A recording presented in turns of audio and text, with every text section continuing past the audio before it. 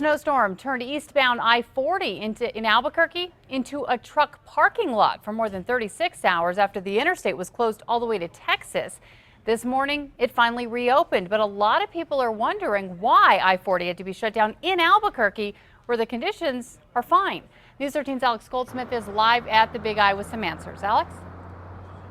Kim, traffic here is moving just fine now, but after waiting out the winter storm, people who were stuck here were happy to get out of town.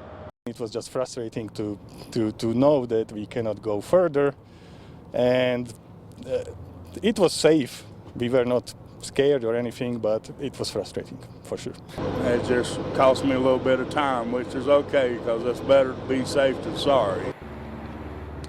Getting the freeway open was no easy task. Semis were stacked up on the freeway, completely blocking I-40 east at Tramway and at the Big I. While emergency parking was available at the fairgrounds, we're told only about a dozen or so truckers took advantage of that.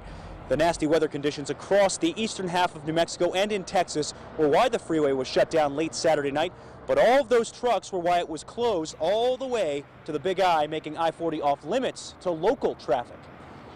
We needed to make sure that those backups didn't have traffic just sitting there all the way back. It was still a public safety issue. Once the freeway was reopened around 10:15 this morning, trucks started slowly rolling forward. After the semis moved out, on-ramps in Albuquerque were slowly opened over the next few hours to let local traffic and those who were stuck waiting at the on-ramps start filtering back in.